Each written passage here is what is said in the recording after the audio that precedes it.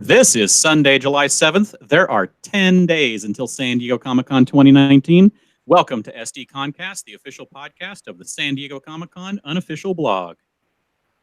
BANUHTEE go. Oh my god, I love LiveJournal, and my LiveJournal loves me. Current mood is hyperactive, current music, Refuse 73. I love the color scheme, it's pink and purple. Good evening. I'm your host, James Riley, and joining me on the podcast tonight, as always, Carrie Dixon. Hey guys, thanks so much for joining us for what is hopefully not another 2.5 hour podcast. Hopefully. Also joining us tonight, Andy Wagner. Hey everybody, how is everybody doing? And our fourth this evening is Aaron Tapkin. Hi everybody.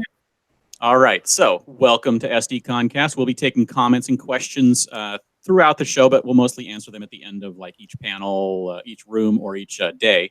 So you can tweet us at SD_comic_con or use the hashtag SDConCast. We will also be keeping an eye on the YouTube live chat if you wish to comment there. So we're going to get right into the big day, Saturday. We're going to be covering 8 different rooms, and we're going to kick it off with room 7AB, which is a 480-seat room, and that room starts off at 10 a.m., with stellar stories and awesome adventures. And this is basically a bunch of authors like Maura Milan, Mark Siegel, Tochi Onyebuchi, Ashley Poston, in a conversation with Mary Elizabeth Iturralde of Mysterious Galaxy. Then we have 11 a.m., The History of Jack Kirby. And this is people from the Jack Kirby Museum sit down with Mark Badger, Bruce Simon, and Kirby assistant Steve Sherman to discuss basically the art of Kirby. And then at noon, we have Image Comics, the inside scoop of comic book storytelling. This is with Charles, is it Sewell or Soule? Do we know?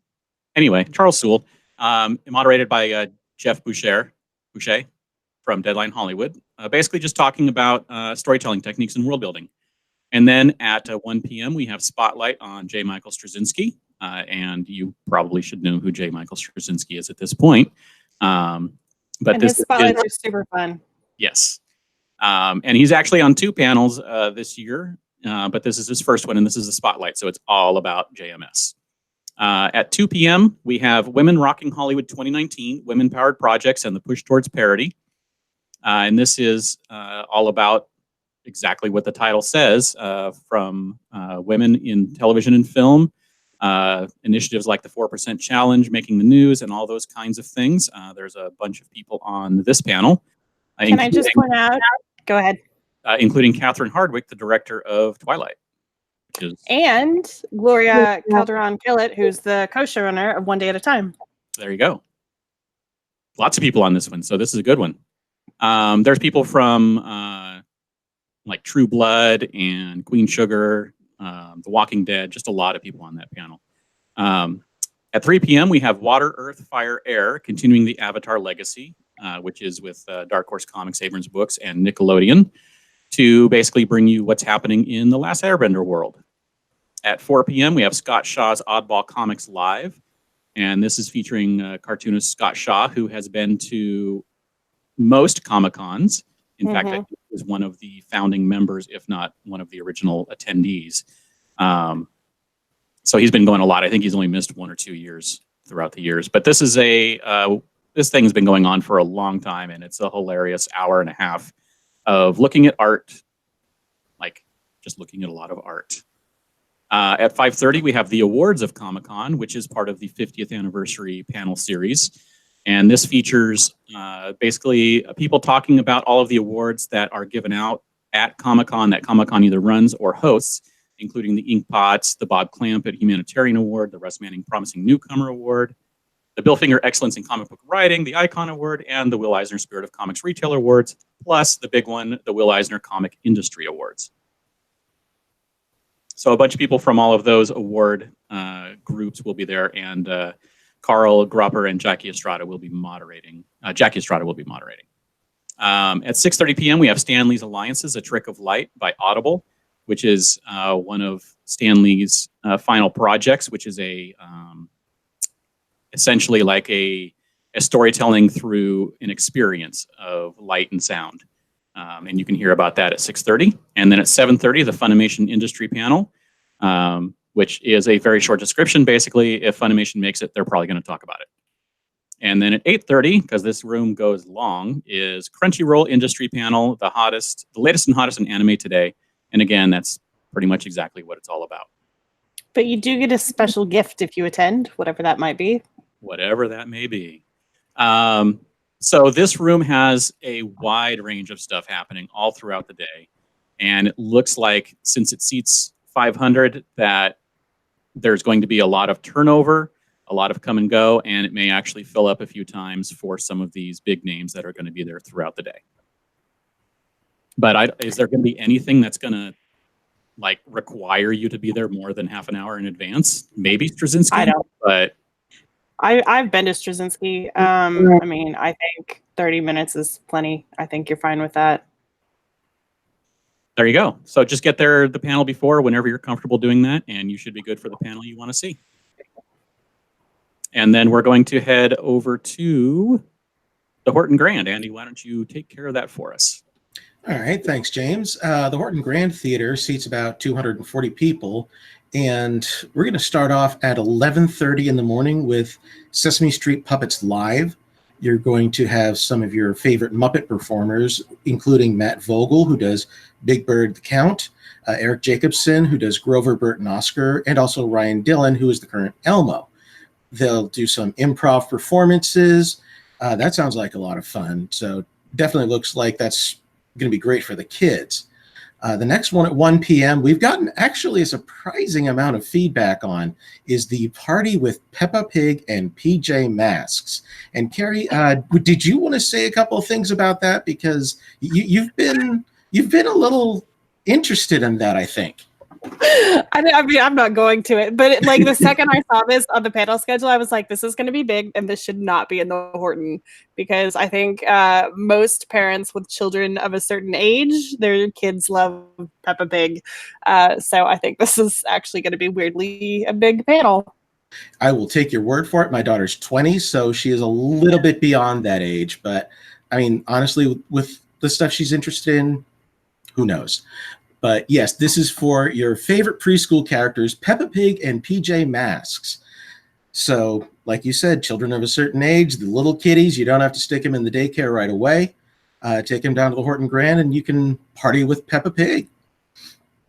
And then I expect a lot of turnover from that, because the next thing after that is 2:30 is Much Ado About Mean Girls, which is basically mashing up Mean Girls, the movie, with a Shakespearean type play. You still have power struggles, bitter rivalries, jealousy, betrayals, and it's basically saying that Mean Girls is a classic Shakespearean drama, which, you know what? It probably could have been. Just remember that thou shalt not wear pink on the morrow. We only wear pink on the Odin's Day.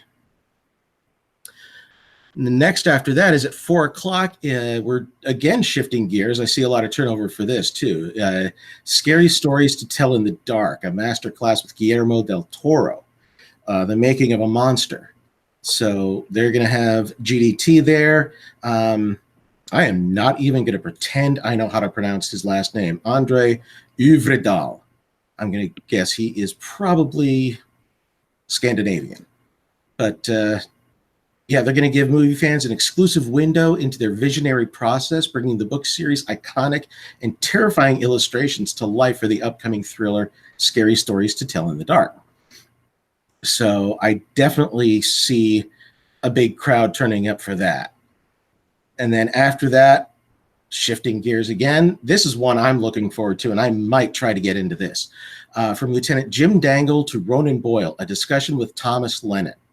Now, if you're of a certain generation X, like I am, you remember the old MTV series, The State, which he helped found. He's going to be talking about that. He's going to be talking about the films he's done, including 17 Again, I Love You Man, all that kind of stuff. and he'll just be there talking about his life, his career. Reno 911, again, one of my favorite shows. So definitely something to look into. And then we're going to close that out at 7 p.m. with Studio Ghibli Kiki's Delivery Service screening. So you'll celebrate the 30th anniversary of Kiki's Delivery Service with this coming-of-age story that follows Kiki, who's a young witch in training, to a new town where she delivers goods by broomstick and meets new friends.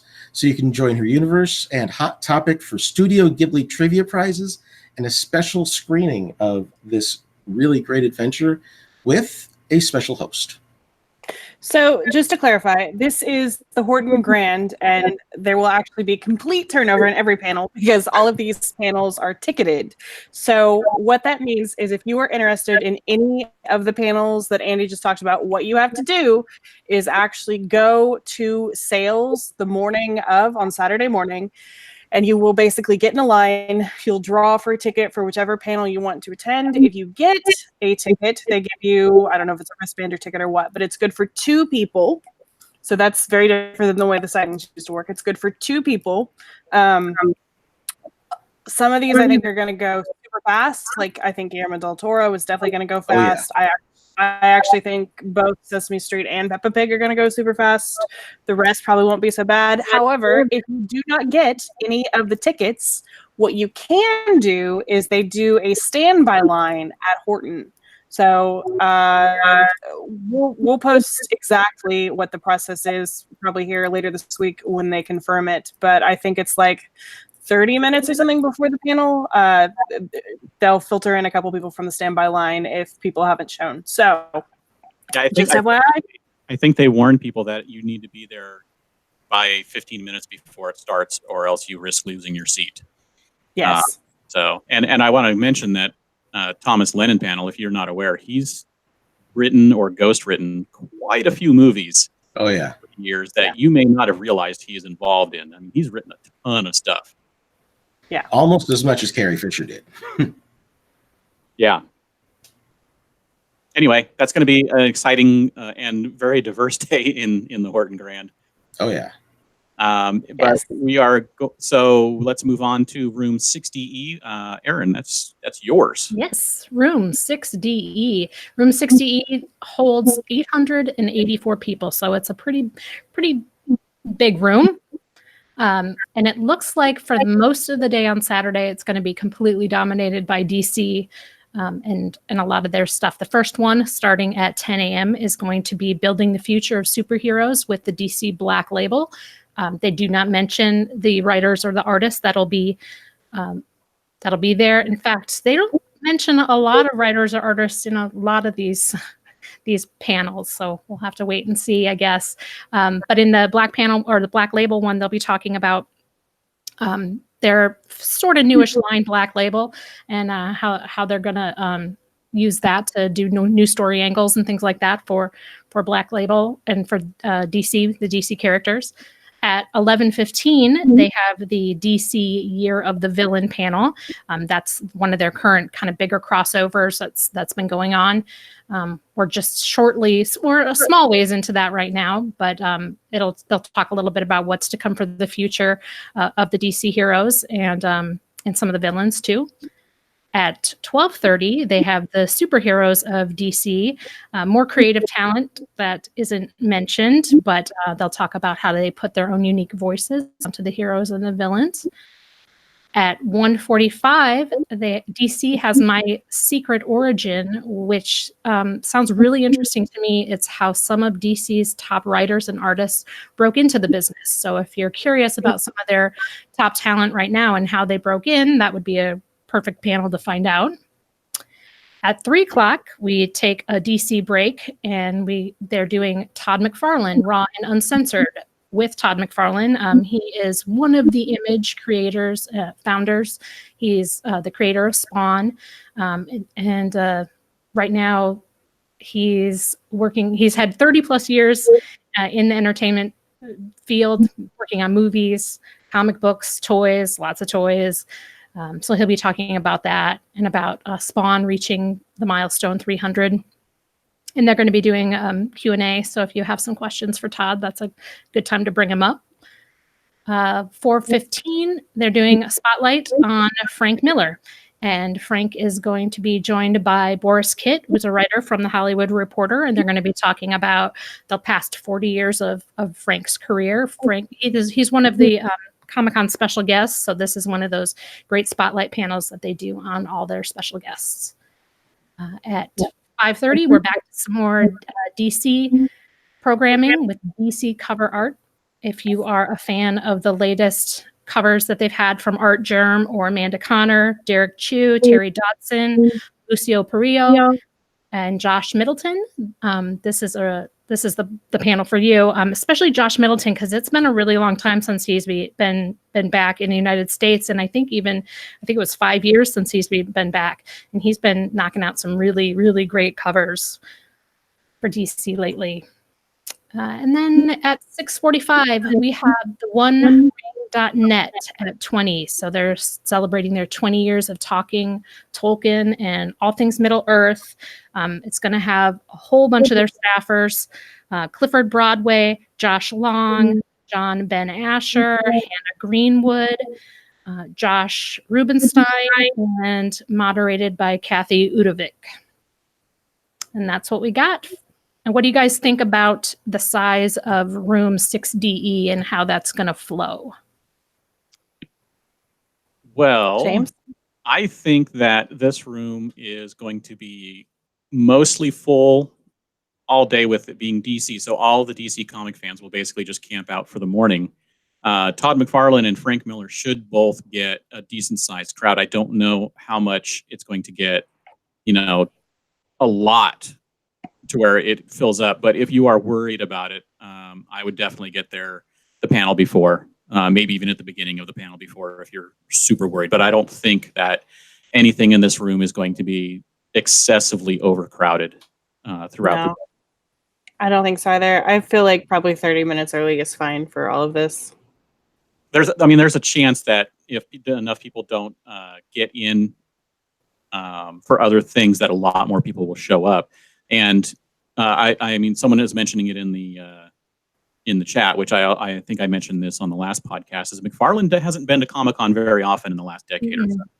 And he's doing 3 panels all weekend. So this is one of 3 chances to catch him. So I don't know if that means one of them is going to be much more crowded than the other or not. But with a chance to see both McFarlane and Miller in a row, it may cause a lot more people to make the choice to come into this panel versus the other panels. Do you think them not announcing a lot of the creative talent on the panels will make a difference? I don't think so. I mean, most people can see who's, like, in a few days, DC is going to release their signing schedule. And if you just go look at the signing schedule, you can kind of get an idea of who's going to be on the panels, because they usually bring people that are doing signings onto the panels. So, I mean, you can kind of get an idea of who's in town, who works for DC to come on, who's going to be on these panels. And it's kind of like a standard thing with them. So, I mean, who's on them, I don't think is sometimes not as big a deal as what the panel may be about for these when it's a string of DC panels. If you're a DC fan, you're going to want to show up for at least a few of these. Mm-hmm. Yeah. I think the content here is honestly more important necessarily than the people as well. Especially with DC, with their, recent announcements of, regarding Vertigo and Black Label, and paring it down to three tiers of books for them. I think people are really curious. Yep. So Okay. major, just work, keep an eye on for the McFarlane and Miller panels.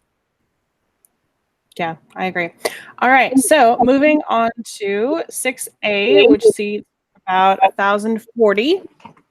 At 10 a.m., we kick things off with the Jetsons and Primetime Hanna-Barbera, which has, yet again, basically the Warner Archive folks of D.W. Ferranti and Matthew Patterson, as they just talk about basically the history of the Jetsons. And then at 11:15, we've got new Lego content releases, which is all about Lego animation. So if you're a fan of any of the Lego animated series, this is the panel for you.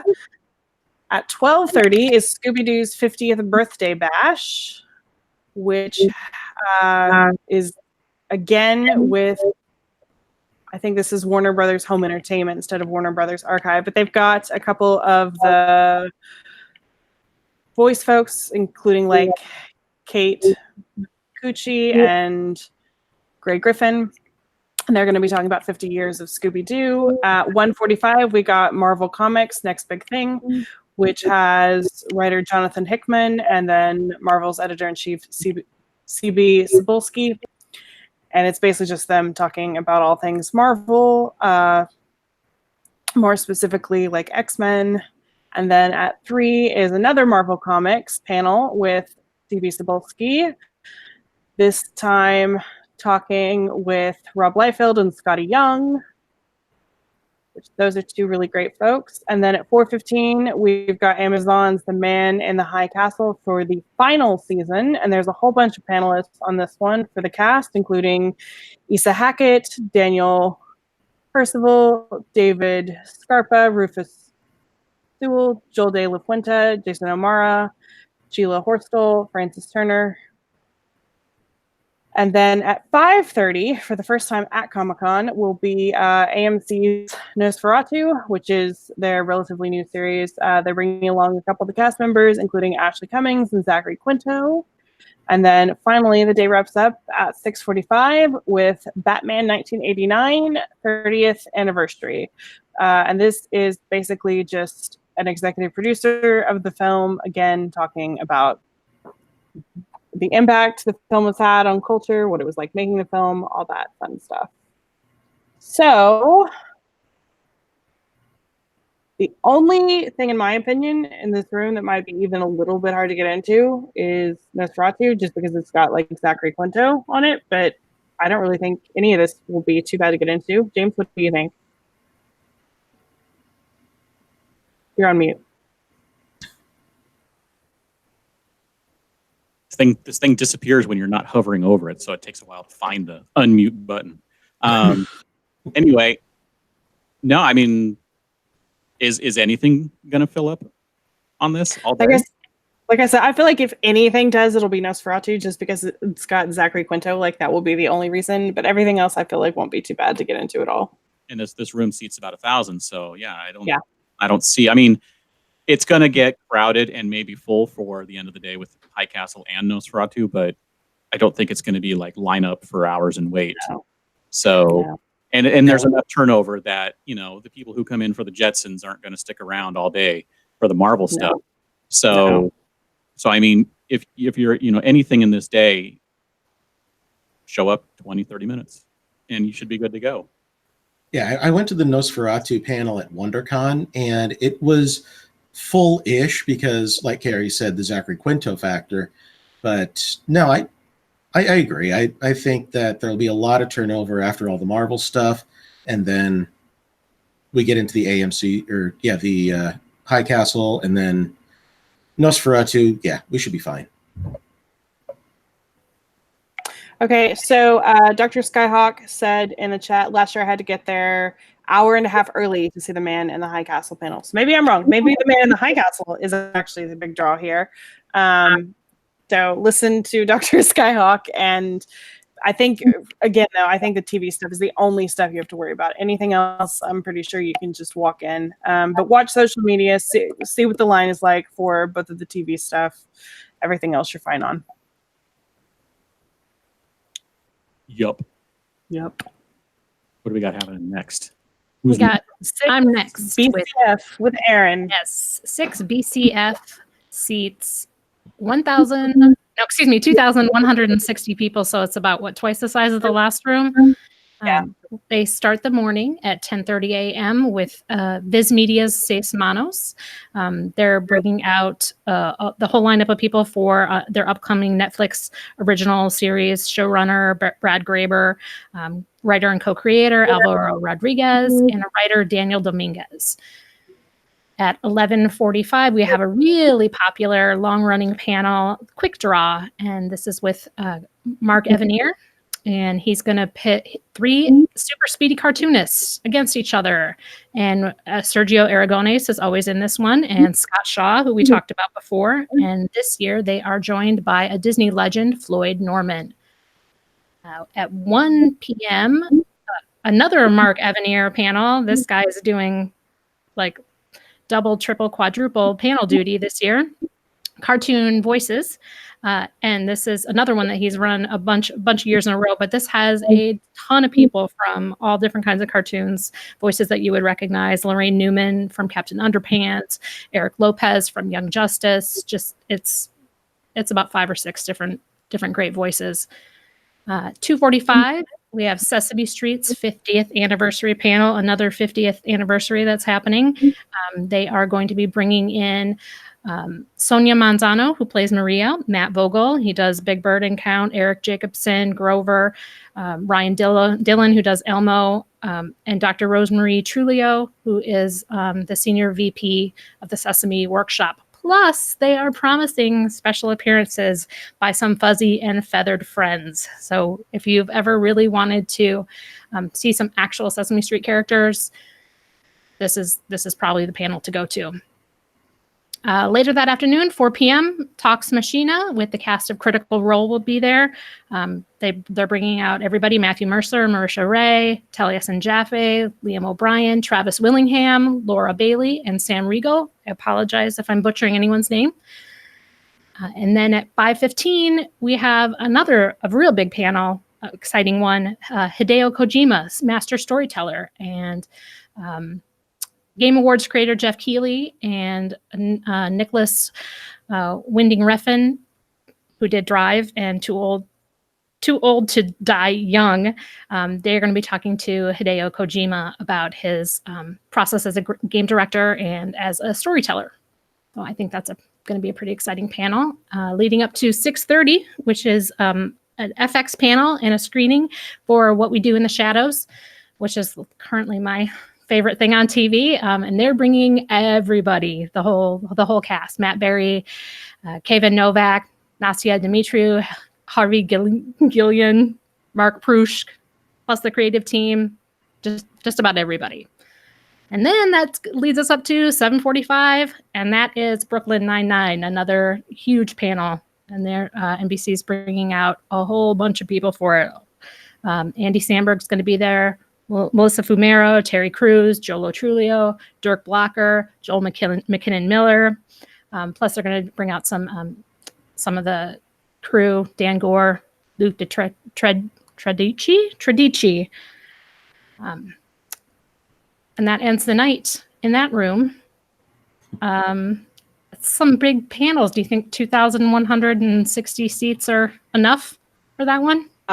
Absolutely not. I mean, I think absolutely not. I think you'll be fine getting into Viz, and then I think pretty much the whole rest of the day, this room is going to be a madhouse. Mm-hmm. Quick Draw usually has like an hour wait. Cartoon Voices, I'm guessing, is a lot of the same folks who stay for both. I think that Sesame Street 50th anniversary panel is going to be big. I think Critical Role is huge, and this is basically the only Critical Role panel all week, so those folks are definitely going to get in there and camp out. Kojima and Death Stranding is massive, so then you're going to have those folks. What We Do in Shadows is big, and Brooklyn Nine-Nine last year had like a 2 or 3 hour wait in a bigger room. So Godspeed to anyone basically trying to get into these panels. I mean, you'll have some turnover. James, you're still on mute, buddy. Still on mute. Your mouth moving. Whatever. I didn't need to say anything. You guys were covering it. What were you going to say? Go for it. Yeah, this is basically, I think, going to be a Hall H style competition for this room. I mean, it's a massive amount of stuff in a 2,000 seat room, and every single one of these things can fill that room easily. I mean, so if you intend to go to things like Brooklyn Nine-Nine and What We Do in the Shadows, you just have to hope that enough people who wanted to be there for Critical Role and Hideo Kojima are going to get in there and then leave, because otherwise that room is going to be full all day from around Quick Draw on. And honestly, like, I'm not kidding. I would say if you want to see anything from Critical Role on down, get there 3 hours early. Not kidding. Just to be safe, yeah. Just because, again, like, each of these things is massive, and I feel like each of these things is like a fervent enough fan base that like these will be people who sit there most of the day. Mm-hmm. And honestly, I would not put it past Taika Waititi or Jermaine Clement to pop in for the What We Do in the Shadows panel. Don't tell me that. I wouldn't be Don't surprised. put that thought in my head. But I mean, well, I don't know if they can, because if Taika is involved at all in the Marvel panel, that kind of runs close to it. So maybe at the end of the panel, if he's in town for the Marvel panel, since they didn't announce anyone, so there's a chance. But I mean, I don't know how likely it is if he's not. I don't know how likely it is, but I think there's a chance that one of them could surprise people. I would say the only surprise is if we find out that Taika is in town for the Marvel Studios panel. So, Yeah. but no, this is going to be an insane room, and this is going to be the room to watch for insanity. You know, we can expect obviously insanity for things like Ballroom 20 and Hall H usually, but this one is going to be up there this year. Yeah, I think this is just stacked all day long, pretty much. That's exactly what I was going to say, that the caliber of the whole room is really high all year. There's no sleepers or stinkers in between them that you can count on a clear out, because it's really good stuff all day long. Yeah, and again, I feel like, especially with like the last 4 panels of the day, I feel like each of those have enough like diehard fans that hundreds for each of those will be sitting in there all day long. So some people will leave, but I wouldn't expect it to be a ton. Yeah. Oh boy. Godspeed. Yeah. All right. So next we are on to Indigo, which is mine. So we start things off in Indigo at 10 a.m. with Infinity Train, which is the new Cartoon Network series. They are bringing a couple of the cast members, including Ashley Johnson, Jeremy Crutchley, Ernie Hudson, which is big, Madeline Quirapel, and Owen Dennis, who's the creator. So that will be your first look at that new Cartoon Network series. And then we move away from animation to 11 a.m. with History's Project Blue Book, which they are bringing Aidan Gillen of Game of Thrones fame, Michael Malarkey, Neil McDonough, Laura Minnell. They've got some really big names there. This will be a look at the 2nd season. At 12 p.m. is The Good Place, which has everyone. They are bringing Ted Danson, Kristen Bell, William Jackson Harper, Darcy Carden, Manny Jacinto, along with executive producers Michael Schur and Drew Goddard. That's going to be huge. At 1 p.m. is The Expanse, and they are, again, bringing along pretty much everyone with Stephen Strait, Wes Chatham, Thorin Ogdashlu, Frankie Adams, Cass Anvar, Dominique Tipper, Naren Shankar, Ty Frank, Daniel Abraham. And then at 2 p.m. is the YouTube series Impulse with stars Maddie Hansen, Daniel Maslany, Sarah Desjardins, and Anuka Okuma. At 3, we get the other half of our Hamilton panelists for the week with Snowpiercer, the new CBS series based on the graphic novel and the movie, along with stars Jennifer Connelly, David Diggs, Allison Wright, Mickey Sumner, Lena Hall, and Stephen Ogg. And then at 4 is Ripley's Believe It or Not, Extraordinary Humans Revealed with Bruce Campbell, which is exactly what it sounds like. It's just Bruce Campbell talking about the new series Ripley's Believe It or Not. They're going to have some of the actual like Believe It or Not folks there.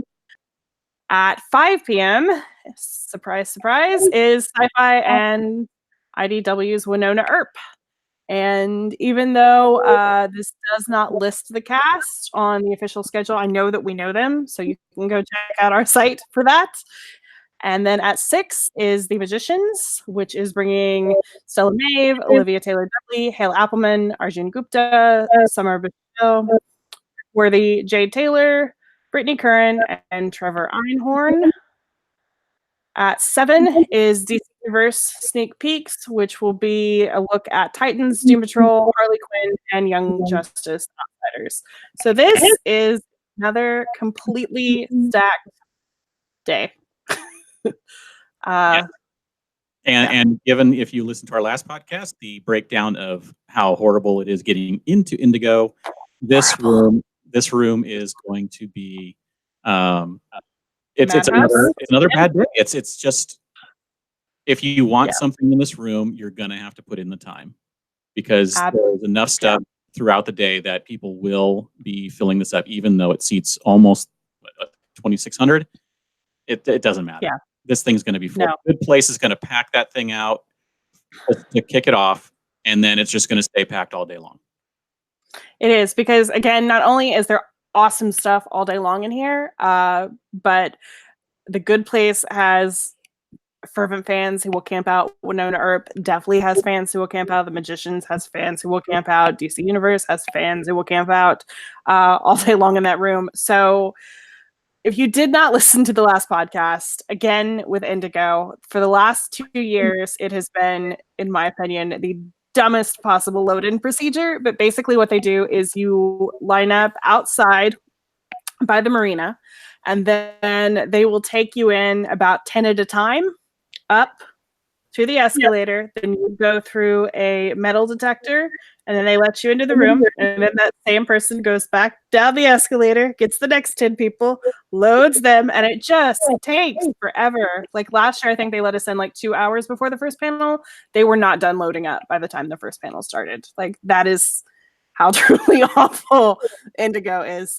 So if you want to attend any of these, you not only have to factor in how popular these panels are, but also that ridiculous procedure. So I don't know. I mean, if you wanted to make it in for any of this, I'm going to say the same thing. I think 2 to 3 hours early for pretty much anything in here all day. What do you say, James? Yes. Good luck. That's what I have to say. Godspeed, and I'll see you there. And I mean, I would love to see at least 1 or 2 of those panels, but I mean, I don't think I'm even gonna try, because it's just no thanks. It's gonna be really, really bad. Yeah, I'm gonna be camping out and trying to get in there all day long so I can catch Winona Earp, because I made the mistake of skipping that panel last year, and I'm not doing that this year. Oh, heck no. Yeah. But the thing is, if you get in there before Good Place, I mean, you're fine. Yeah. Or even during Good Place, if you manage to get in line and in a decent spot in line while Good Place is running, you're going to be fine for Winona Earp. I'm pretty sure the room will have enough turnover after Good Place and a few of the others that most people in line, as long as it's not like 6,000 people, most people should have no problem getting in by the time Winona Earp comes around. Like I said, I would say 2 to 3 hours early for whatever it is that you want to attend. And then don't forget, we mentioned this last time about Indigo, the line is outside, so prepare with sunscreen and shade of some form. And again, if you forget your umbrella, your WB bag works as well. Speaking from experience. And for guys like me and James, sunscreen helps. I'm telling you right now, sunscreen helps. Yes, it does. So let's move on to Ballroom 20, which seats roughly around 4,800. And we'll at 10:30 a.m. with Bat. This is the new series that's going to be coming out. It's going to be part of the Arrowverse, produced by Greg Berlanti, Carolyn Dries. They're going to have the cast, which includes Ruby Rose. Let's see here. Rachel Scarston, Megan Tandy, one of my favorites personally, Nicole Kang, Cameron Johnson, Elizabeth Ann Weiss, who's on Twin Peaks, and Doug Ray Scott, Marco Siega, and he directed the pilot, and he also served as executive producer alongside David Nutter. So that's going to be a big one for CW. That's going to be followed by The Simpsons. Just your annual Simpsons panel. You're going to have Matt Groening, Al Jean, Mike B. Anderson, Stephanie Gillis, and Yardley Smith, who voices Lisa. There's always prizes. Anybody who goes up and asks a question basically gets a prize. So if you're one of those lucky people that gets into the line and gets up to the mic, they'll give you something. And then we're going to move on from that to what used to be Fox and is now owned by Disney, is the Seth MacFarlane properties. American Dad, followed by Family Guy, and followed by the Orville.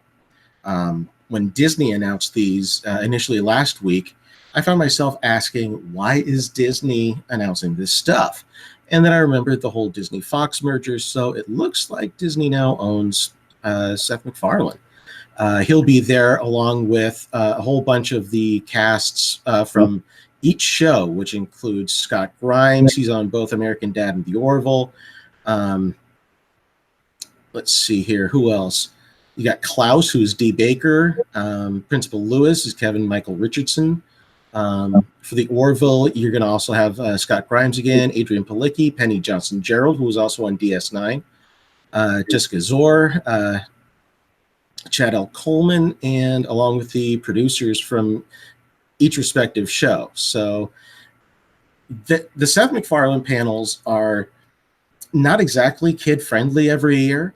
They're at very least PG-13, and they love to mess with the signer. So if you're into that like sort of blue comedy and like to see him just pick on some poor person just because they got assigned to that spot, go for it. Then we go into the Warner Brothers programs. We've got the Arrow special video presentation and Q&A. You're going to have a screening of Arrow there. You're going to have a panel with the cast showing up. Then following that, you're going to have Supergirl. Supergirl's been basically taking on a lot of the social justice issues that have been going on lately. You're going to have the cast there for that. And then after that, we're going to have Black Lightning. Going to have cast again. Jefferson Pierce, played by Chris Williams, and his family are returning to the small screen. And that's going to be followed by The Flash. And that's going to end the Warner Brothers panels. So that should be a good chunk of Ballroom 20 is going to be there just for those shows. I follow Supergirl a little, and I know that some people were very disappointed with how seasons 2 and 3 have gone down, so might see a little bit of stuff there. That's going to follow at 8:30 p.m. by the Masquerade Ball, which this year is presented by NX on Netflix. So after all the Warner Brothers stuff, they are going to clear out Ballroom 20 so they can clear off all the chairs and get it ready for the Masquerade Ball. It's not really a dance or a party. It's a part talent show, part fashion show with trophies. They got cash prizes, all kinds of great awards. James, you went to the Masquerade Ball last year, didn't you? No, I did not. Oh, you didn't know. You went to her universe. That's right. That's right. So real quick, the way that the Masquerade works is if you want to attend the like live thing in Ballroom 20, you have to go and get a ticket. Those are available starting at 3 p.m. They will run out of those. However, if you just want to see it, not necessarily like right in front of you, they have overflow in the sales pavilion and room 6A where tickets are not required. So if you want to attend the Masquerade, that's basically how you do it. This is another crazy day, crazy room. Yeah, there's a lot. There's always a lot going on in Ballroom 20 on a Saturday. The only stuff I really anticipate any sort of turnover for is going from the Seth MacFarlane panels into the Warner Brother panels. And I don't even think that's going to work. Normally, if you are not in line at least 2 to 2.5 hours before the Warner Brothers stuff starts, you do not get in for several panels. Yeah, definitely. And I'm just saying that if there's any turnover at all, that's where we might see it. Ordinarily, people will camp out there all day long. I know that because I've done it. But this year I'll be camped out in Indigo. I think this is very much if you are a DC fan, and honestly, if you're a DC fan who does this every year, you should already know this. You pretty much have to sit here like all day long. Unfortunately, you do have to sit through that Fox Animation stuff pretty much. I mean, you can take your chances, but I would say if you want to make it in for like the Arrow block, the latest that you should be in line is probably when The Simpsons gets out. Yeah, because I know they're not going to turn over between American Dad, Family Guy, and The Oracle. Yeah, and since they do this, they seem to be doing this every year now. They put one DC show at the very beginning, and then a bunch of other stuff, and then the rest of the DC shows. And it essentially does force all the DC fans to be there who want to see all of the presentations to be there all day long. So yeah, the room's going to fill up fast, and then there will be very small turnover. I would also caution everyone that when the room is this full all day like this, if it happens like it did last year, they will be making you tap in and out for using the restroom, and which I did last year, and I left during one panel and did not make it back in because of the line until the next panel. So it was kind of insane, and hopefully what they've done is they've added more than one scanning device. So just be aware that there was a line to get out along the wall, and then there was a line outside along the wall to get back in. It was kind of crazy. So just be aware to plan your bathrooms accordingly. And also alongside with that, the other end of that is they usually run out of water as well. So please bring stuff with you.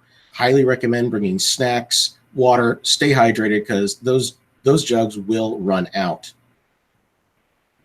Yeah, and we had a question on Twitter from Anna. How early do we get in line for tickets for the masquerade? I don't recall if we've ever gotten like for sure when the masquerade ticks run out. Just head over there in the morning on your way somewhere. It's up there near Ballroom 20. It does mention that that lineups, you can start lining will begin beforehand, and since the ballroom can fill up, tickets are distributed and will be given out to anyone at who's lined up at noon, and then after that, tickets can be picked up at the masquerade desk at 3:00. There you go. There's your time for it. So you can't go there in the morning. If you're really concerned about it, get in line at noon or right before noon. And truly, like, tickets for this, like, they are gone well before this starts. So don't wait too long. Yeah. So, yeah, that's this room. It's madness. But I mean, for TV fans, it's basically madness all day long, honestly, like no matter which room you go to. Yeah. Good luck, people. Good luck to us as well. Yeah, I know. That's the motto for this year. Good luck, everyone. Okay, so the ultimate good luck of Saturday is, of course, Hall H. So let's kick off and let's see what's in Hall H this year.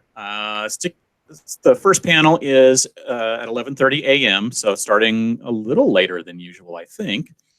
Maybe not. I think they may have been starting this late for the last year or two. It's the Enter the Star Trek Universe panel, which is going to cover the 3 TV shows that are coming out or are out, and that includes Star Trek Discovery, Star Trek Lower Decks, and Picard. And will include massive amounts of cast members from Discovery and Picard, including Sir Patrick Stewart and Alison Pill and Michelle Hurd and even Eva Gora, and just so many people and creators, producers. This panel is going to go for, I think it's about an hour and a half. So each show is going to get about a half hour. It's a great way to kick off the day since Warner Brothers won't be there. 1:15, Westworld for the 3rd season. That will include cast and creators including Jonathan Nolan and Lisa Joy, Ed Harris, Thandie Newton, Aaron Paul, Tessa Thompson, Evan Rachel Wood, and Jeffrey Wright. 2:45, we have the 20th anniversary of Animation Show of Shows. Ron Diamond brings his annual touring animated review of a bunch of different cartoons, including Oscar-nominated ones. At 4 p.m., we have Entertainment Weekly, Women Who Kick Ass.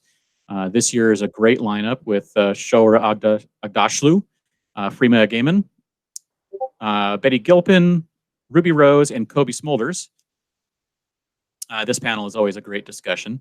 And then at 5:15, we have, of course, Marvel Studios with the ever-present, we aren't going to tell you who's going to be there, except for Kevin Feige. And then at 7:15, the annual Kevin Smith panel. This time it's Kevin Smith Reboots Hall H, because he's showing off Jay and Silent Bob reboot trailer and discussing all of the stuff from that movie.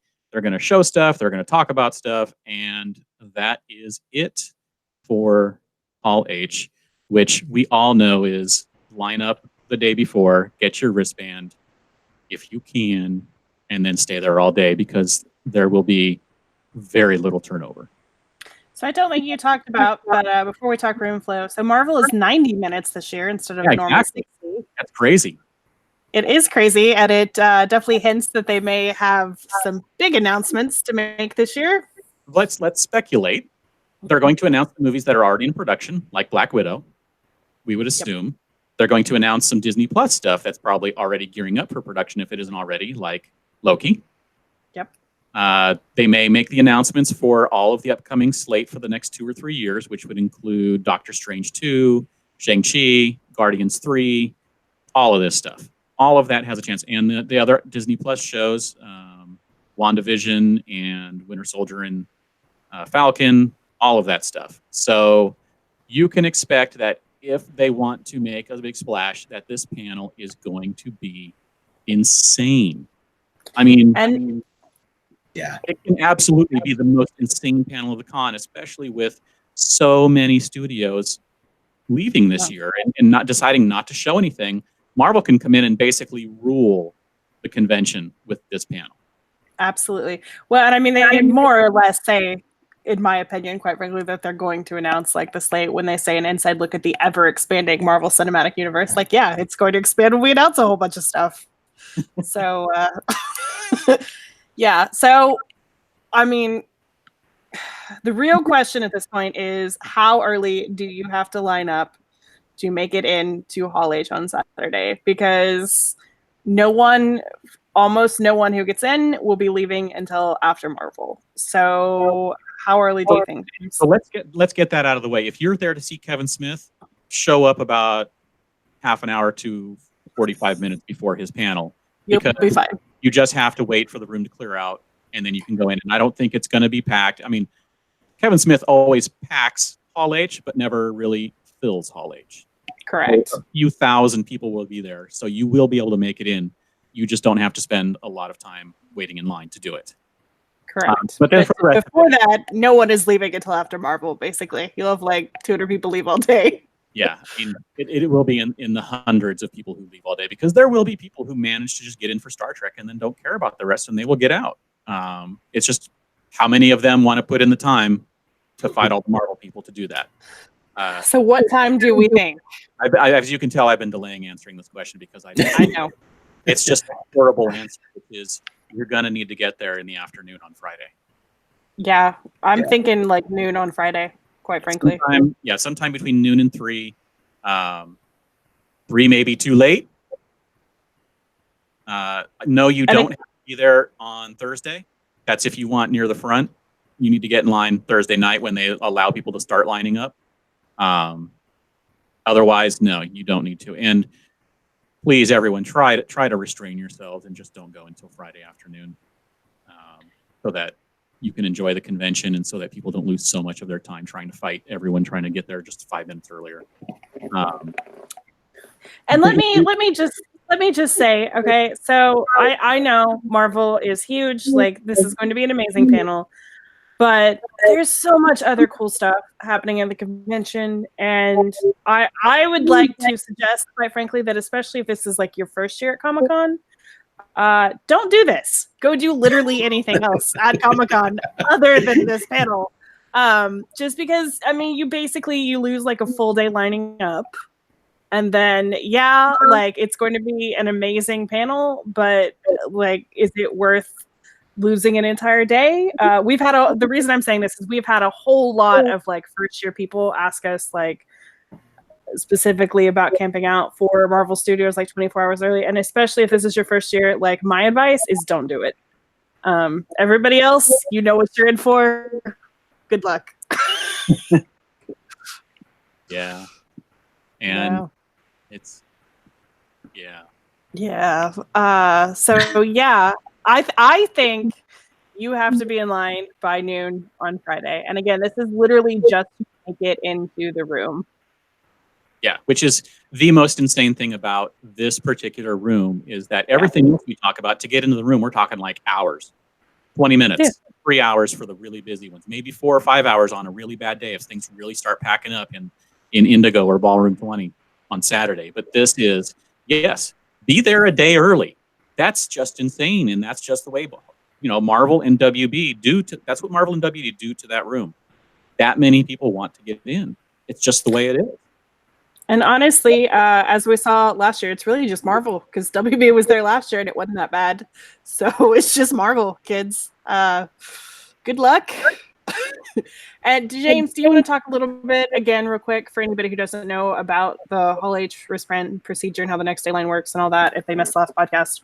Yes. So the wristband procedure is you have to line up for a wristband. They hand them out somewhere around 8 p.m. each night, sometimes an hour earlier, sometimes an hour later is when they start.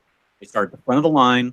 There's a spot over on the other side of the lawn near the bay where it's called the start of the next day line. Once that starts and then goes down the marina, they start handing them out that night. You then move into under the tents once that's ready for you. Once you started getting the wristbands, you start moving in under the tents, and then you camp out under the tents overnight if you really want to camp out. Once you get your wristband, you can go back to your hotel and sleep. You don't need to be back until by 7 a.m. Typically, they announce 7 a.m. is the time you have to be back the next morning. So if you have a wristband, you're in the room. However, you cannot join the end if you leave completely and no one saves your spot. So long as they do it the way they have in the past, you cannot join if you got an A wristband, you can't join the end of the A's. You have to go join the end of the total wristband line. Right. So just FYI. Exactly. But you will be in front of all the people who are hoping to get in who didn't get wristbands. So, yes. But if you do save room, the rule has been in the past, you need to leave one person in line for every 5 other people who want to come in with you, and you have to be getting your wristbands at the same time. So you can't have a B wristband join you in the A line. So just be aware of that. You all have to be together when wristbands are handed out. They're going to announce the wristband procedures I think tomorrow, maybe tomorrow, depending on what else they want. I think probably tomorrow. I really think it'll be tomorrow. They are definitely doing wristbands again. They put that up on the website just in one little blurb that they were going to do that. So yes, they are going to do it again. I mean, most of you know the process and you know what it's like and you know what you're doing. So, this is for all the people who don't, and just do it. And again, if this is your first year, do literally anything else at the convention. I'm begging you. There's so much to see at the floor. There's so many other amazing panels. Don't lose an entire day sitting on the ground, please. That's my advice. It's good advice. I think on average, I do Hall H about once every 2 or 3 years, I think, unless I can actually just walk in on one of the other days. But on Saturday, when it's Marvel and WB and all that, I try only do it once every few years because it's such a drain. It is the most draining thing at Comic-Con to be waiting in line for so many hours and then waiting for those wristbands, and it's stressful. It doesn't matter if you're in line and you're you're close to the front, a few hundred people back, a few thousand people back, you're going to get a wristband. It's still the most stressful thing you can do at Comic-Con, waiting for that wristband to actually show up. And it is so draining. So draining. And then you get to sit around all day. And then you get to sit in Hall H all day. Oh, let me ask you a couple of questions. That's thrilling. Yeah. Hall H doesn't do bathroom passes because there's a bathroom inside. And there's food inside. So there is no so-called bathroom pass.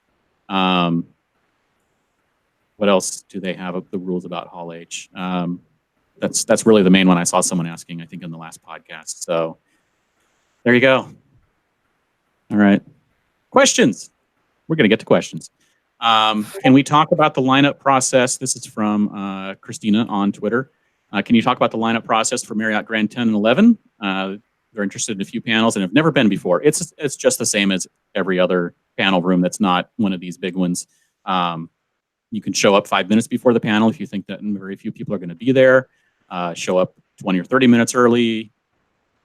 You know, whatever it may be. If you think that there's a big name in the small room, because these are all small rooms, they seat at just a few hundred, then just get there as early as you think is needed. But it's basically the same thing. It's first come, first serve. Yep.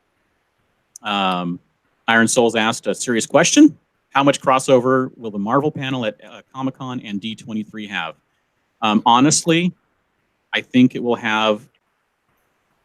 They're so different. The crossover...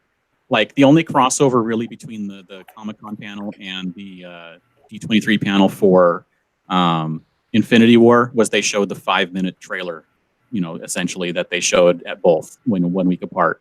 At D23, it's much more corporate. It's much more, let's bring out our stars and talk for 10 minutes about this movie and answer like really softball PR type questions and no questions from the audience.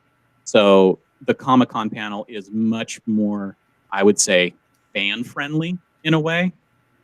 You get maybe more exclusive stuff and you know, on the screens, and maybe more actors showing up sometimes for some stuff. But in general, the Marvel panel at Comic-Con, I would say, is better than the one at D23. Well, and again, with 90 minutes, like, I think pretty much everyone is expecting them to announce quite a few things. They definitely don't have that amount of time at D23. No. And this is 30 minutes longer than normal. So I think you can expect some very big things to happen at Comic-Con this year that, I mean, if you announce something here, like, it makes no sense to re-announce it at D23. So that's not really a crossover. So I think you can expect good things. Yeah. They do, let me clarify, they don't really have bathroom passes. They do have in and out privilege passes for Hall H. It's typically for, I think they basically have them for cigarette breaks for people who need to get outside and smoke. So you can come and go, and plus also people use them in that bathroom because there's only the one bathroom for, you know, men and women. When those things get full and the line gets very long, people do like to go outside to Hall G to go to the restroom. So you can use that to go in and out, but it's not really like the only way to use the bathroom since they have them inside. So let me see if there's anything else that we want. Oh, we wanted to answer the question. Someone asked it and we answered it in the chat. But the question about the ADA line for Indigo, and that was Tammy who asked that. The Indigo ADA line is inside in the bag check area. Yeah. So let's give our general impressions of Saturday. Even though I think we all pretty much just agree that it's going to be all lines all day, no matter where you go. Aaron, let's hear your thoughts. Don't forget to unmute.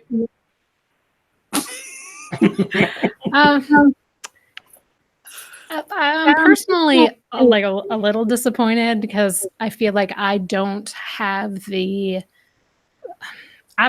gumption to wait for things.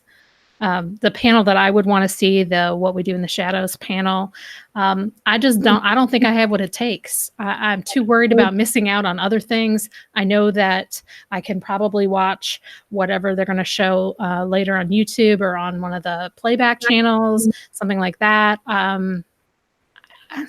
And honestly, if I had a choice between like sitting through seeing a panel, or potentially like seeing the cast on the floor doing their autograph signing, even if I don't have a ticket, like being able to see them, even if I'm getting yelled at by security to move along, I think I'd rather do that.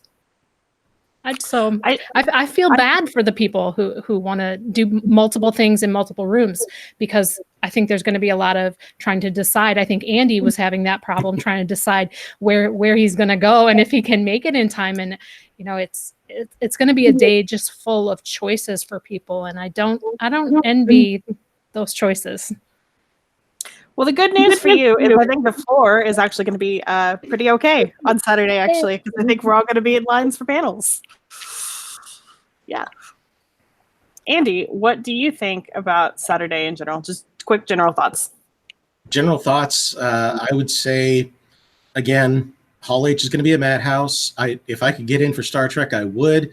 I am a huge Star Trek fan, and I'm with James. I don't think it's worth it.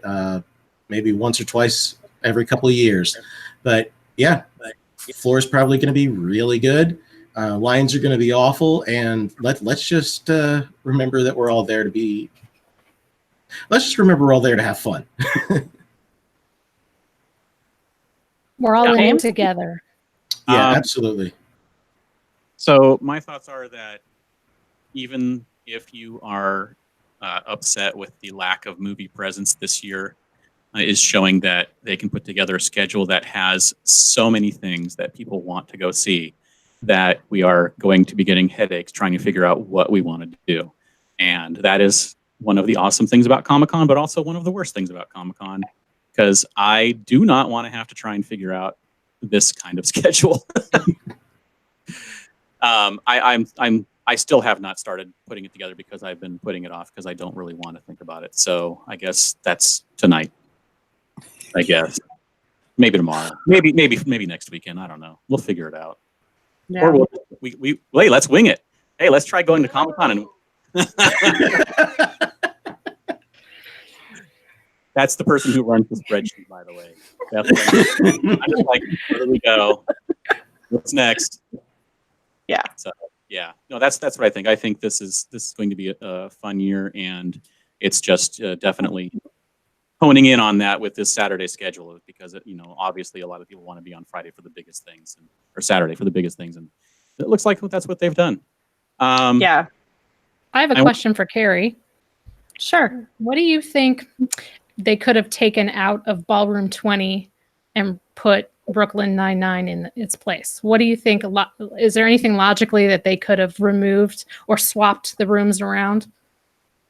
I mean, to this day, I don't understand why the Fox Animation stuff is in Ballroom 20. If you want my honest opinion. Thank I'm you. Send that to Indigo. Send that to Indigo.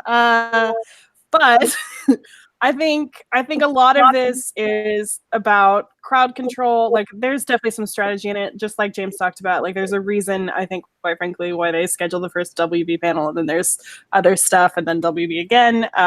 But if I were planning it, I would kick that stuff to Indigo and put The Good Place and Brooklyn Nine-Nine here in Ballroom 20. But I'm not planning it, so that's not what happened. Yeah. Thank you. Exactly. Let me answer or say a couple of things before we get to our dark horses, and that's for those of you who really are just wanting to see what's happening in some of the stuff you missed. They do have their playback and redo rooms for Ballroom 20 and Hall H. They have one a night every night. You just search the schedule for the playback, and then on Sunday they have the whole conventions replay for a few hours. Somewhere on Sunday. You'd either call it replay or playback, depending on the panel. And then we just wanted to make sure that everybody knew that the library panels in the Neil Morgan Auditorium do require a badge. We've had that confirmed twice at the library. And I think in years past, they were not requiring a badge. Is that correct? That was my understanding. But yes, and yes. We don't know why or if that's a new thing. It could be that now that they have the museum and the Barrio House to have some community panels at, maybe they decided to make these limited to con, attendees only. We don't know. But that's I think that makes the most logical sense. That by turning this into more of an offsite for the actual convention center makes a lot of sense, since they can use the museum and the Barrio House for the community events. I think you nailed it. Damien says they've always required a badge in the auditorium for the library. So apparently they have been, and we just thought that they were no badge required because they were, a county, location, a public place. But apparently not. So anyway, go ahead. I was just wondering, were we always just thinking of the library and the teachers stuff? Maybe it was the teachers thing that was required, yeah. Even though you do have to register. All All right. Let's move on to our dark horse picks. I'm gonna go first. Go for it. My dark horse is memories of the first Comic-Con, because who would not want to hear people talk about the very first San Diego Comic-Con? It's going to have original committee members like Dave Clark, Roger Friedman, Scott Shaw, and Mike Towery, 3 of the original guests, Mark Evanier, Mike Royer, and Bill Stout, a dealer, Bud Plant, and some of the attendees, including Gene Henderson, Phil Ye, and the moderator, Jackie Estrada. This is in room 28DE at 10 a.m. So you can kick off your day with an excellent look back at the very first Comic-Con, which was Golden State Comic-Con at the time. That's right. That is pretty cool. My dark horse pick is at 11 a.m. and 25 ABC is Mickey on Vinyl. D23 celebrates the mouse, the music, and the movement. And it's basically Disney looking back at the Mickey Mouse Disco album and Mickey's influence on pop culture over the years, which I think that sounds pretty cool. Yep. Andy, do you have one? I really don't. I can't really think of anything else that you guys already picked, except for what we do in the shadows. I'm expecting a surprise or two there. I don't know what, but I feel like they're going to surprise the audience. All right. Aaron, what are yours? You're on mute. I had 2, but I'm gonna pick one. One that I saw. This is Saturday night at 8 p.m. in room 28DE. It's a panel called Happy Endings, and it is not the TV show Happy Endings, which would have also been great. But this one has moderator Gray Drake, Ms. Movie Phone, and you're gonna get to pitch an alternate ending to a film, and a panel of judges made up of movie critics, filmmakers, actors, comedians, and other opinionated movie lovers are going to rate that idea and rank each of the ideas by their merits. And at the end of the panel, a winner will be declared, and a team of improv performers will bring the new improved scenario to life. I think it sounds amazing. It doesn't have anybody else attached to it, who the movie critics, the actors, the comedians, the improv. It doesn't have any of that announced yet, but I think it sounds like a really fun way to end a long day. Very cool. So as usual, I'm going to real quick run down some of the other highlights that I saw. I'm going to try and do these as fast as possible, but we have Randall Monroe on another panel at 10 a.m. in room 4. We have 2 legends, Walt Simonson and Stan Sakai. We'll be joined by Scott Dunbier as well as Louise Simonson, just talking about their careers. We have the Dragon Prince is having their own panel. Inside the writer's room, The Breakdown is having a panel with a bunch of working TV writers. That's in 24 ABC at 10 a.m. as well. Let's see, we have the history of Jack Kirby. There are quite a few Jack Kirby panels, so this is one. I think we went over this one, but I had picked that one specifically. There is the Women of Comic-Con in 5AB at 11:30 a.m. This is a bunch of the women who were at the early Comic-Cons in the first few years. George Takei has his own panel for the author, the book that he wrote called, what's it called? They Call Us Enemy, about his years in the internment camp. We have a spotlight on Willie Ito. We have another Stan Sakai panel. We have Steve Sansweet doing a panel about his journey from Wall Street to Lucasfilm to Rancho Obi-Wan. We have the Apollo 11 Remembrance panel going back and talking about landing on the moon. We have the 80th anniversary of Archie Comic Superheroes, one of the co-oldest superhero universes around. Kids draw superheroes. You know, if you want to bring your kids, there's always going to be some cool stuff going on like that. Cuphead has a panel. Valiant has a panel. It says Valiant fans, but it's actually like pretty much everyone who's going to be there that is involved in creating Valiant comics. That's going to be at including the publishers and editors and stuff like that. Man, there's so much stuff. Magic the Gathering is going to have a panel. Rod Serling's Night Gallery's 50th anniversary. We were discussing how many anniversaries are this year, but apparently Night Gallery is having a 50th anniversary, including the artist who created the original Night Gallery paintings will be there. And Troma is having 50 years of filmmaking by Lloyd Kaufman. So if you love Troma films, that will be going on. So there you go. Massive amounts of stuff. now we can get on to Sunday, which is known as Family Day at Comic-Con. Sunday, Sunday, Sunday. Kids Day. So we are going to go back to room 7AB. Again, seats 480. And Will B says Valiant as in Valiant Comics. Yes, Valiant Comics actually is going to have a panel on Saturday. So it's 7AB, 480 people, 10 a.m. Spotlight on Jonathan Hickman, one of the big names in comics these days. Is going to talk about X-Men and all that kind of Marvel stuff. At 11 a.m., we have the Adventure Zone, Murder on the Rockport Limited, which is the second Adventure Zone graphic novel, and a bunch of the Adventure Zone folks are going to be there to talk about it. And if you look closely, at least one of the McElroys is going to be on at least one other panel throughout the weekend, so keep an eye out for them. At noon, we have Sketch to Screen, Dark Phoenix, Men in Black and Beyond, and this is Aaron Sims and the ASC artist team revealing secrets about creating concepts, previs, and visual effects for those movies. At 1 p.m., Ghost Adventures Live. Travel Channel show is going to bring paranormal investigators and stars of their hit series to Comic-Con to talk about the show. At 2 p.m., we have the Science of Spider-Man, Far From Home. And this is one of those Science of panels with folks like Nerdist science editor Kyle Hill, YouTubers Alan Pan, Diana Cowern, and folks like that. At 3 p.m., we have Wonder Woman CEOs, female-owned and operated comic publishers. And that is just what it sounds like. It's going to have people like Sandy King Carpenter, Enrica Zhang, D. Lynn Smith, and C. Spike Trotman. At 4 p.m., we have Behind the Scenes with creatives from fan-favorite films and TV shows.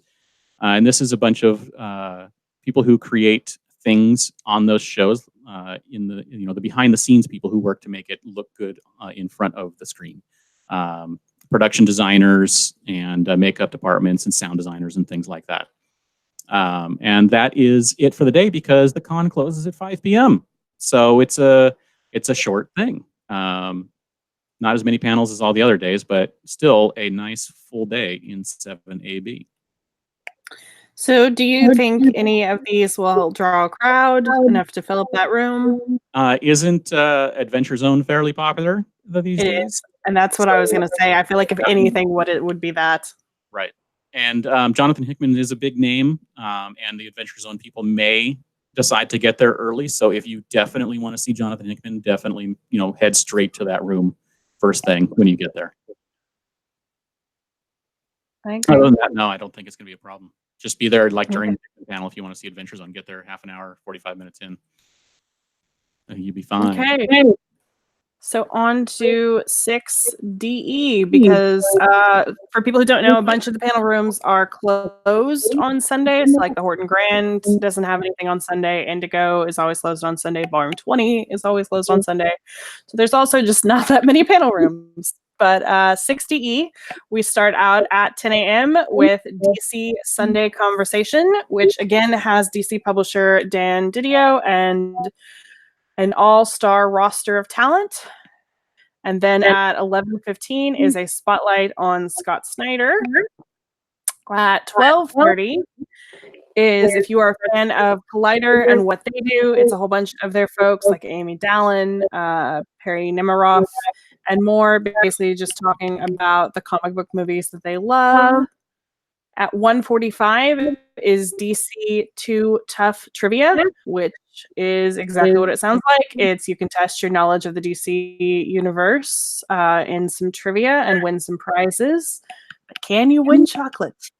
At 3 p.m. is the annual Buffy the Musical episode, Once More with Feeling, and basically they just screen the episode and sing along, and it's a good time. I don't think any of that will fill up too bad. The room seats 884 people. I don't think you'll have any trouble getting into any of that. You agree? No, I don't think so. I think in the first years they did it, the Buffy musical episode tended to pack the house, but as the years have gone on, it's become less of a destination thing. But enough people do go that it does get fairly full, but I don't know if it gets packed. Yeah. All right, and then we have room 6A next. Room Yeah. 6. Room 6A. Yeah, it's actually one of my favorite rooms. I think it's the first panel room I ever went to. We're going to start off there at 10:30 in the morning with Meet the Harvey Girls, which is a new one from DreamWorks Animation. You're going to have showrunners Brendan Hay and, God help me with this name, Aliki Theophilopoulos. The art director, Peter Emmerich, and director, Adam Rosette, along with cast members Stephanie Lamellan, Gray Griffin, Roger Craig Smith, and Jack Quaid. So that'll be fun. Next, we'll have another Cartoon Voices 2. Again, Mark Evanier will be moderating, along with Jim Meskimen, who is in The Adventures of Puss in Boots, Teenage Mutant Ninja Turtles, Robin Atkin Downs, Secunda Wood, and again, Dee Baker, Candy Milo, and probably they say someone else. So we'll have to see who the someone else is going to be. That'll be followed at 1:30 by Kulapari. You'll have Jay Oliva, Josh Keaton, Phil Lamar, Jessica Pease, and Joshua Starnes. They're going to present the next chapters in the Kulapari saga. They'll have some exclusive new footage and a Q&A session moderated by Trevor Price, who's the creator. After that, this one is a good one. The Starship Smackdown. We built this starship on rock and roll. And I remember when that song came out, and now I'll have it in my head for the rest of the night. And it says the ultimate way to say sayonara to SDCC 50 will be with this legendary panel where the experts determine who will win in a coveted Starship Smackdown title. Will the Enterprise beat a Star Destroyer? Will the Battlestar Galactica get assimilated by a Borg cube? And will Jefferson Starship ever have another hit again? I highly doubt it. They're going to have panelists who they call spaceshipologists. They'll include Ashley Miller, Stephen Melching, Kay Rendell, Robert Meyer Burnett, Darren Doctorman, Jeff Bond, Shauna Benson, and their very jocular host, Mr. Rourke of the Stars. That would be Mark A. Altman. Thunderdome rules, 12 ships enter, 1 starship survives, and this is going to be a fun way to end Comic-Con on a wildly nerdy note.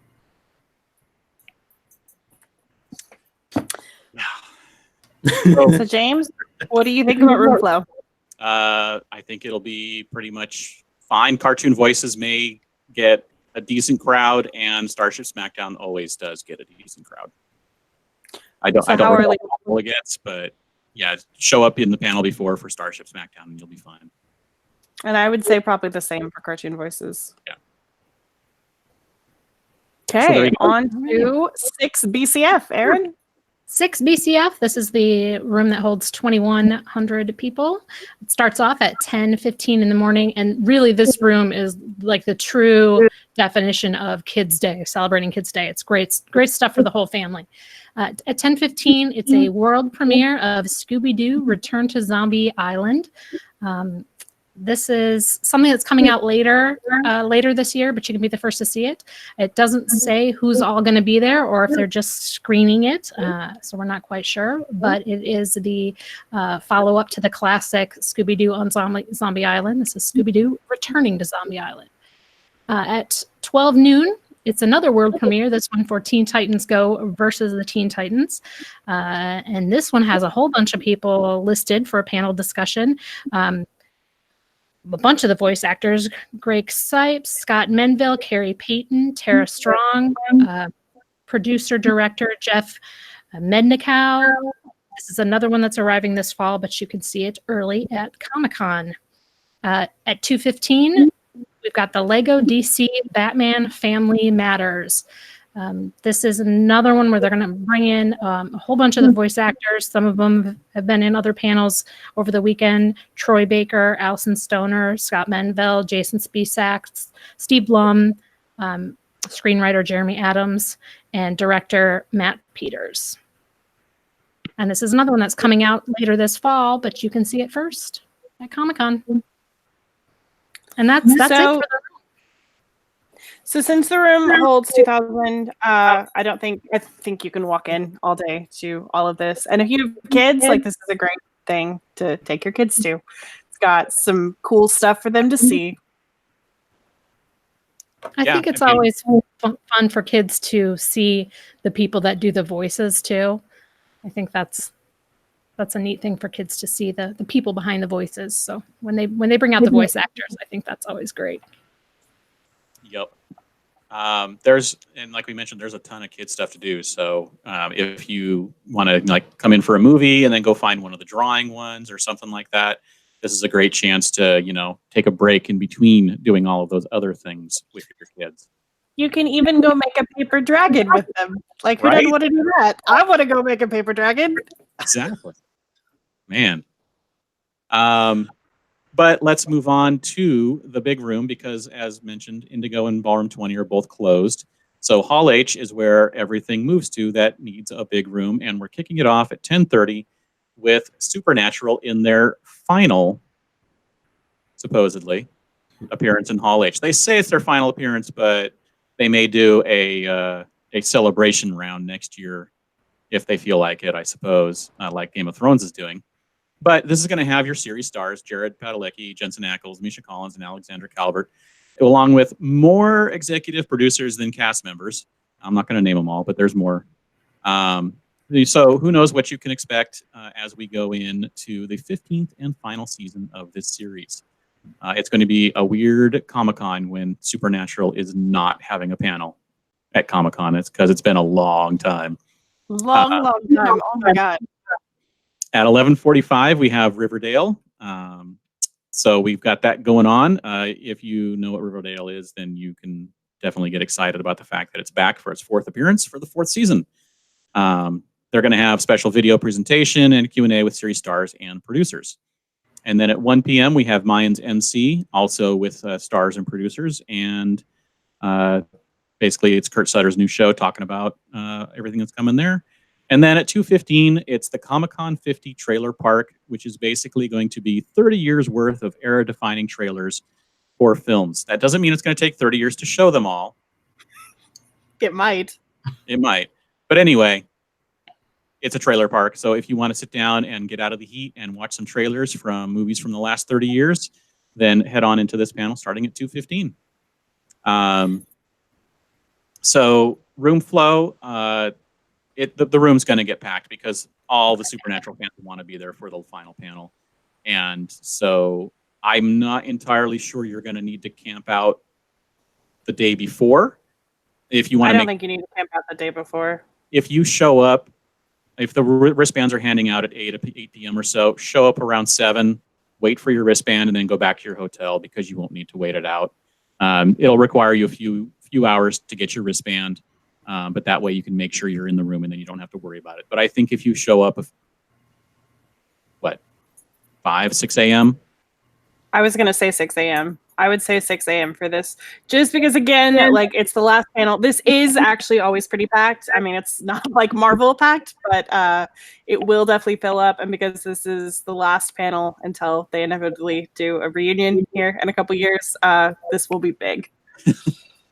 Yeah. So... And the Riverdale panel will actually, we'll have plenty of fans too, but enough people will leave after Supernatural that you should be able to get in, no problem for Riverdale if you just show up during the Supernatural panel. That seems to be the way it would go, and then Mayans won't be a problem, and the trailer park won't be a problem to get into. Yeah, I agree. I would say if you're worried about Riverdale, show up like an hour and a half early, but I think there'll probably be enough Supernatural people who leave. Mayans, I don't think will be any issue. Right. And someone, Jennifer, pointing out in the chat that people tend to camp because the cast sometimes visits the line, and so they want to be there when the cast comes through. But that's if that's your thing, go ahead. But I mean, don't sleep outside if you don't have to, people. Yeah, our thing is always we tell you what time we think you need to be in to make it into the room at all. We are not even going to start to speculate on like what time lines will start. If you want like front row, like that's your own thing. But if you just want to make it into the room, I'd say 6 a.m. There you go. Okay, so that was a short one because Sunday is less hours and less rooms. Yep. Wow. So let's just get right into. Actually, did you want to do a retrospective on the day, or I think with it being so few, I think we kind of just already. Yeah, I mean, I think we all know, like we said, like Sunday's Kids Day, it truly is actually a great day to like take your kids to the convention. Like there's cool stuff for you and that your kids will actually enjoy all over. Sunday on the floor, one thing we've not talked about, Sunday on the floor, even though everybody's like, oh, you can get good deals, like yes, you can, but it's also usually a madhouse on Sunday because that's where just about everyone is. Mm-hmm. So be aware of that. But yeah, I mean, there's much going on, quite frankly, beyond that supernatural panel, but there's some good stuff. So Sunday's not bad. And so let's move into our dark horses, and I'm going to go first again. And they are not doing a talkback this year because just like they did at WonderCon, they are doing a John Rogers Memorial. John Rogers was the president of Comic-Con International, and it's going to be people who knew him and worked with him over the last 30 odd years of running Comic-Con and talk about his influence on popular arts, fandom, culture. And you will find out just how much he was involved in the convention and how much he touched everything about it and why Comic-Con is what it is today and how much he had a hand in that. And they will obviously say that it took a team, but he obviously was the head of that team, and his influence is definitely felt in the convention to this day. So if you want to hear about his life and memories and from friends and colleagues, definitely head to that panel. It's going to be a good one. Yes, it is. Yeah, I definitely agree. And I would have to say that, I'm sorry, my dark horse would be the Comic-Con in the 2000s and beyond panel. Because this panel, you've got some really good professionals from the industry. Eddie Campbell who's the artist from Hell. Gene Ha was the artist on Top 10. Jay Lee was the artist on The Inhumans. Steve Sansweet was the former head of fan relations at Lucasfilm. And you got Kevin Smith. You got Kevin Smith in room 25 ABC, which is definitely a lot smaller than Hall H. So you've got him in this smaller, more intimate venue where you can actually interact with him better. And I know he does this because a couple of years ago, I saw him moderate a panel with William Shatner, and he definitely egged Shatner on a little bit, but it was fun watching him interact with everybody. So if you get a chance to catch Kevin Smith in a small room, I recommend at least checking it out.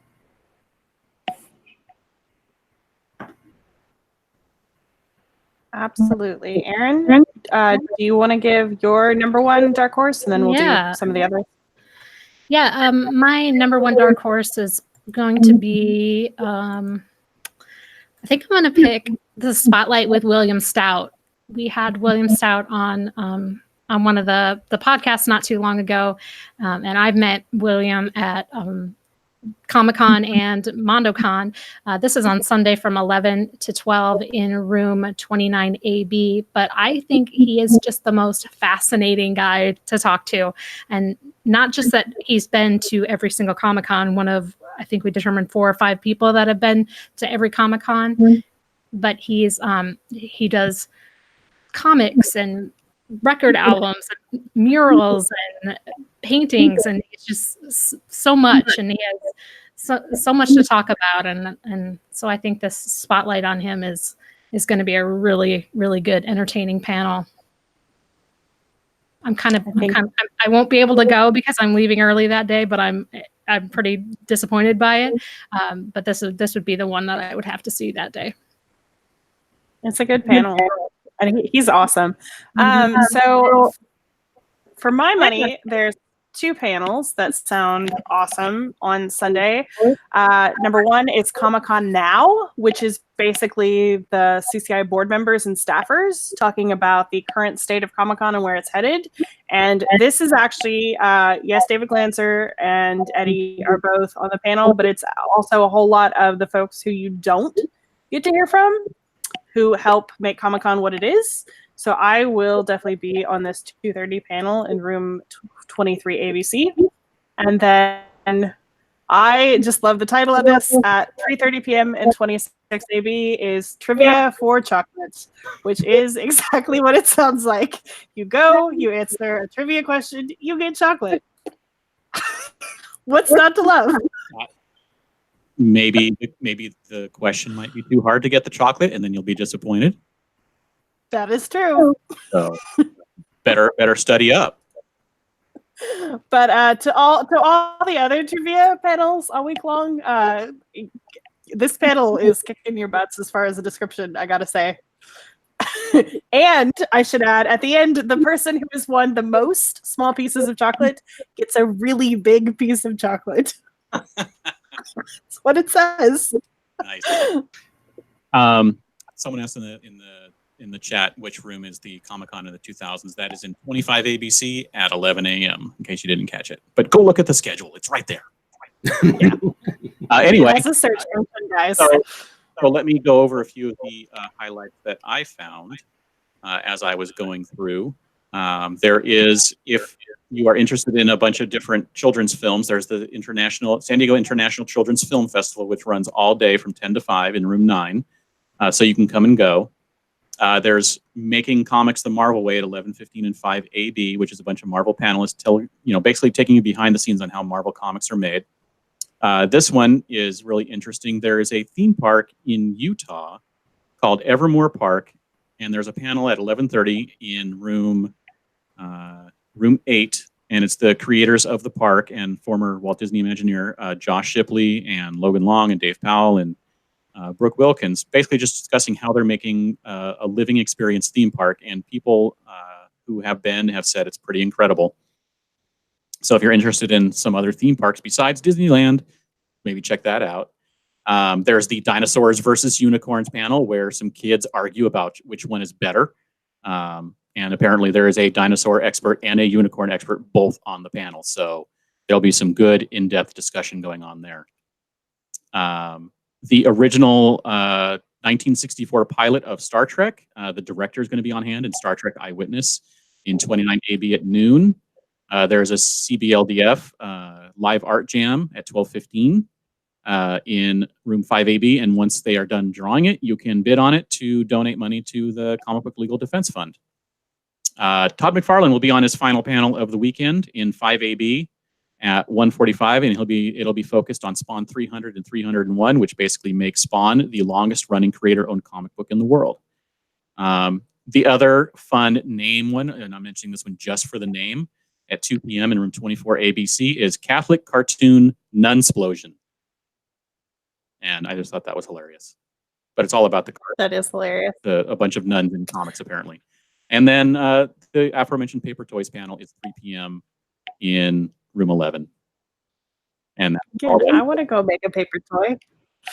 There you go. All right, Erin, I think you had a couple of other Dark Horse picks. Yeah, right? I did. I had a couple other ones. I thought it was interesting. You mentioned the chocolate one, but I saw that Sunday actually has a couple other food-related panels. The first one is on Sunday at 10, from 10 to 11 in the Marriott Marquis Grand 10 and 11, and that is Food Network's Chef Duff Goldman. He's going to be, I guess, talking about what he does. Reflecting on nerd culture, it says. I don't know. I don't know what to say. He's actually done this now for a couple years in a row, and I don't know if Duff Goldman is just like, I want to go to Comic-Con, or if this thing is like packed. But I mean, it must be popular. It's been here for several years now, so I think it's cool. I think it's cool.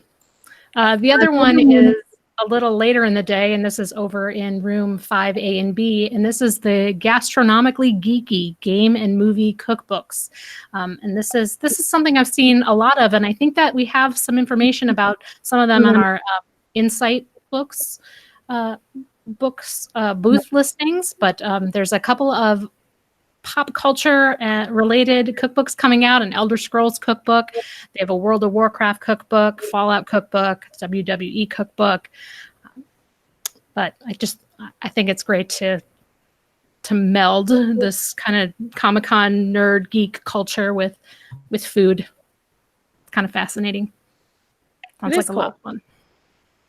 Andy, did you have one more, or did you do both of those? No, I only had the one.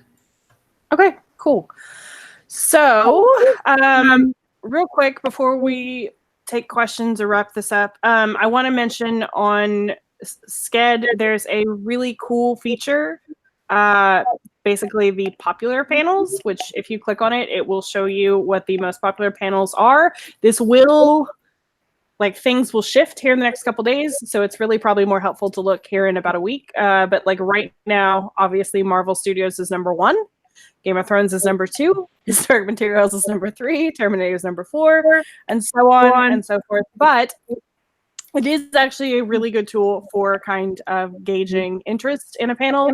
And sometimes things are surprising. Like, I personally am a little bit surprised that Brooklyn Nine-Nine is ahead of both Westworld and Veronica Mars.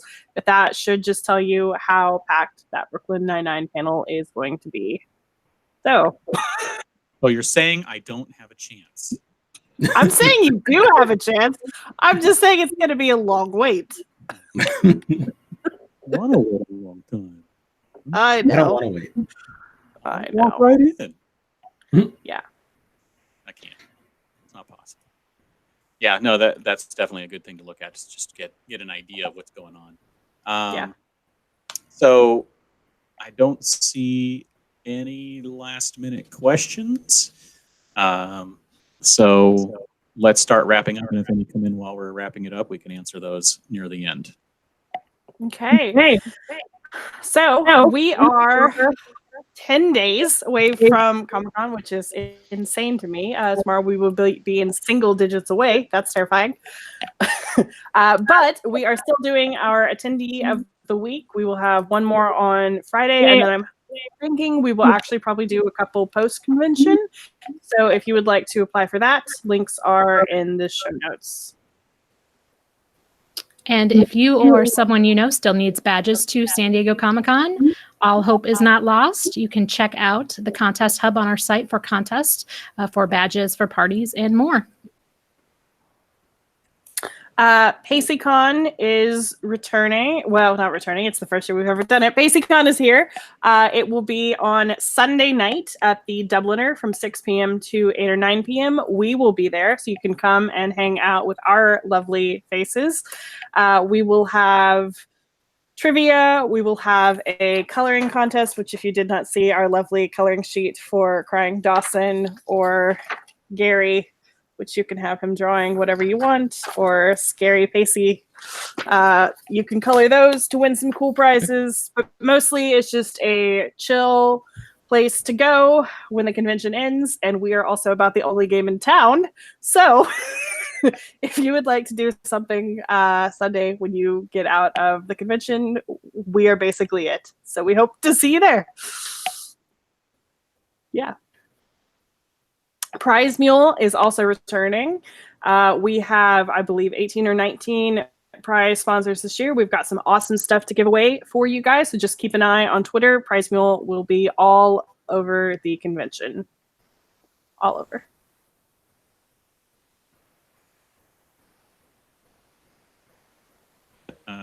So the podcast is one more episode before the convention, and that is on Wednesday, the 10th, our usual time, 6:30 p.m.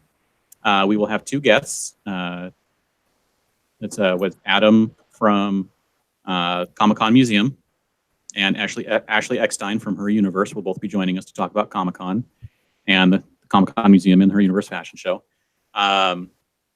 We are going to, we've been seeing a lot of questions about other things in the chats, and we've only been focusing on the schedule today. So we will be answering, hopefully, a lot of other questions about those other things on our giant-sized Wednesday final podcast before the con. And then we will, of course, have a wrap-up podcast after the convention about our impressions from the convention. So look forward to that. Yep, you can sign up for our newsletter, which I believe there's only one more coming out, but you can still sign up for it, and then you'll also be on our list for next year. And so in closing, thank you all for joining us for these two scheduled podcasts. We hope we helped you out and that, I I guess we'll see you in line somewhere. Andy, where can we find more of your work on the internet? Well, you can find more of my work standing in line for the Indigo Ballroom this year. Oh, wait, no, sorry. On the internet would be on Twitter and Instagram as SDCC Wacky Wags. So, Erin, where can we find more of your work on the internet? You can find me on Twitter and Instagram at Bavarian Erin. How about you, Carrie? Where can we find more of your work on the internet? You can find me on Twitter at Carrie Dixon, but if you tweet me there, I probably won't see it until Comic-Con ends. James, where can we find more of your work on the internet? I am everywhere at Dan Riegel, and you can check out geekshotphoto.com for links to photography stuff from my wife and I and our social media links. Also, thank you to Beth, our producer, for putting together the slides, editing the show, and all the other things to get the podcast done, as well as putting together our Comic-Con schedule so I don't even have to think about it. Yeah, thank you. Thank you so much, Beth. We are on iTunes. If you'd like to subscribe, the links are up in the blog, or you can search for SDConCast. If you like what you've heard so far, please review us. We are also on Stitcher Radio. The link is in the show notes. We are also now on Patreon. And thank you so much to everyone who has already contributed. For anyone who had any concerns, nothing whatsoever is changing on our site. Everything's always been free. Everything will continue to be free. This is basically just a way for, if you feel that we provide value to your convention experience, you can throw a couple bucks our way, basically to help with our hosting charges this year. We make no money off any of this. And that is, there's a link on the sidebar of our site. If you want to Is it pronounced Patreon or Patreon? I think it's Patreon. Patreon. Just making sure. With me. If you want to get a hold of us and tell us how to pronounce it, you can send us an email at sdcomiccon.blog@gmail.com. Find us on Facebook at facebook.com/sdconblog, or tweet us at sd_comic_con.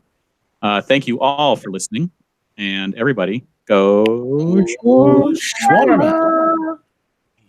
10 days.